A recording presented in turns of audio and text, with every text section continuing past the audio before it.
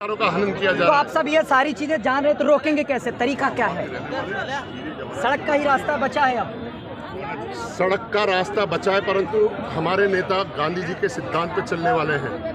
शांति से नहीं मानेंगे तो फिर क्रांति मजबूरन करनी ही पड़ेगी।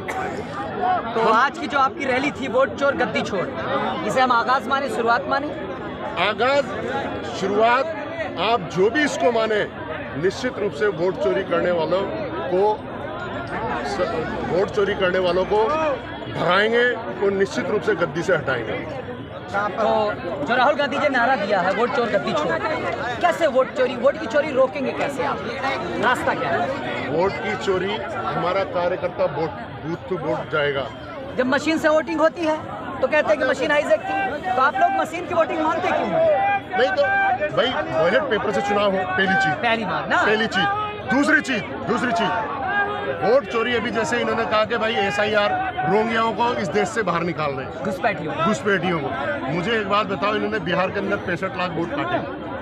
65,000 अगर उन्होंने बाहर निकाल दिए हो तो बता दो, निकाले कितने? बताओ निकाले कितने बाहर?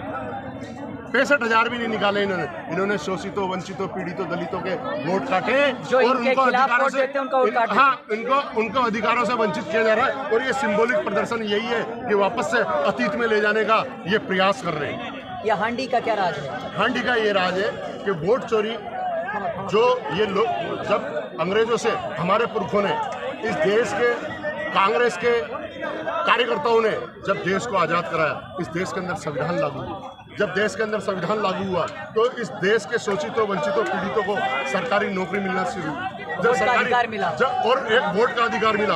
वोट का अधिकार एक गरीब को भी वही है और अडानी अंबानी अमीरों को भी वही है। जब सरकारी नौकरियां मिली तो वो आर्थिक रूप से संपन्न होने लगे, अपने बच्चों को पढ़ाने लगे। और एक 4th क्लास भी, एक चपरासी भी मेहनत करके अपने बच्चों को इस देश की मुख्य धारा से जोड़ा। किसी को IAS बनाया, किसी को IPS बनाया, किसी को SP कलेक्टर बनाया, किसी को डॉक्टर, इंजीनियर बनाया। जिसमें जैसी प्रतिभा थी उनको मौके दिए। और आप देखिएगा कि अब वोट चोरी करके ये सरकारी उपक्रमों को बेच रहे हैं। गरीबों के हाथों से युवाओं के हाथों से रोजगार को छीन रहे हैं। और आप देखिएगा कि इन्होंने सारी की सारी नौकरियां एक तरह से ठेके पे दे दी है। सारे सरकारी उपक्रम बेच करके इन्होंने ठेके पे दे दिए। जिस एक 4th क्लास को 40,000 रुपये तनख्वाह मिलती थी, अब 10,000 में उसको रख रहे हैं। तो इनको ये सोचना चाहिए कि वो कैसे तो अपना खाना खाएगा, कैसे बच्चों को खाएगा, कितनी ये महंगाई बढ़ा रहे हैं, कितना सब कुछ कर रहे हैं। तो आप इस देश के चौथे स्तंभ। तो आप इस चुनाव, आज इस रैली के लिए एड्रेस आपने किया था कि आप परमानेंट ऐसे रहते हैं? नहीं, आज रैली के लिए